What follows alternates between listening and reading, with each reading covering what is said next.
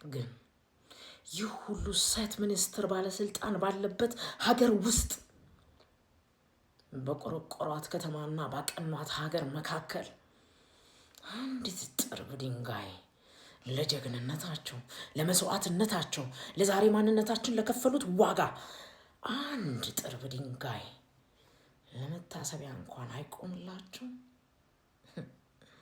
እርግጥ ነው እቴጌ ጣይቱ ልጅ አልወለዱም። የስጋ ልጅ የላቸውም፣ የነፍስ ልጆች እንጂ።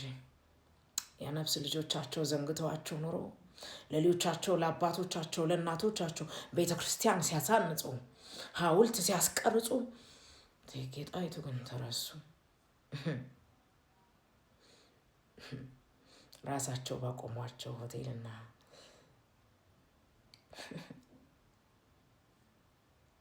አይገርም። ያለ እቴጌ ጣይቱ ያለ ፀሐይቱ ብርሃን ዘኢትዮጵያ የተባለላቸው ብርሃኒቱ እውነተኛዋ ንግስት ያለ እርሳቸው እኮ አድዋም አይታሰብም ወገን። አሁን እኮ ያሉት ሴት ሚኒስትሮቻችን ለሚሰሩት ስራ ነገ የሚመጣው ትውልድ አስቦ መታሰቢያ ሊያቆምላቸው፣ ስማቸውን እያነሳ ሊያወድሳቸው ይጠብቃሉ። ኧረ ወዲያ፣ ኧረ ተወኝ። እርግጥ እንደ አጤ ምኒልክ አይነት ጀግና ተራማጅ ሁሉን በኩል የሚያደርግ ሆደ ሰፊ ደግ እምዬ ምኒልክ አይነት ንጉስ ባይኖር እቴጌ ጣይቱን ያህል ብልህና ለሀገራ ተቆርቋሪ ንጉስ አይፈጠርም ነበር። ይህንን አምናለሁ።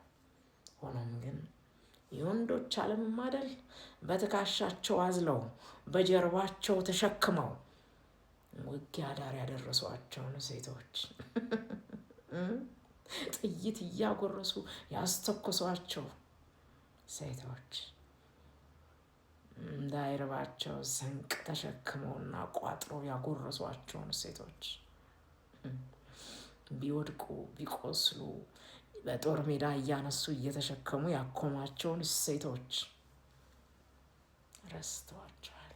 በየመጽሐፉ ሄዳችሁ ብታነቡ የገሌ እህት ጥይት አጉራሿ፣ የገሌ ሚስት ስንቅ አቀባይዋ የተባለ እንጂ ስማቸው የተጠራ በፍጹም ስማቸው እንኳን አይታወስም። እናንተም ልክ እንደነሱ ነው የምትሆኑት። በዚያን ጊዜ ለከሌ ጠቅላይ ሚኒስትር አጋዥ የነበሩት 50 እና ፕላስ በላይ ምናምን እና ይሄን ያህል ሚኒስትር ሴቶች ነበሩ። end of story።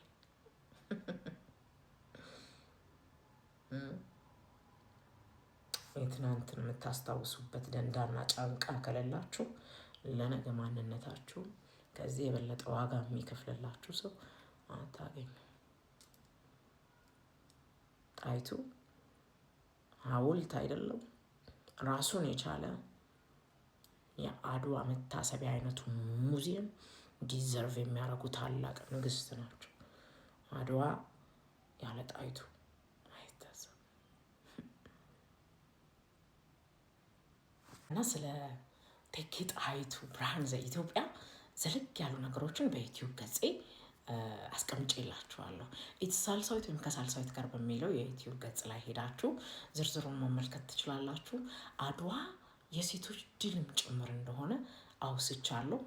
መከራከሪያ ሀሳቦችና ነጥቦች አሉኝ። ዩቲዩብ ላይ እንገናኝ።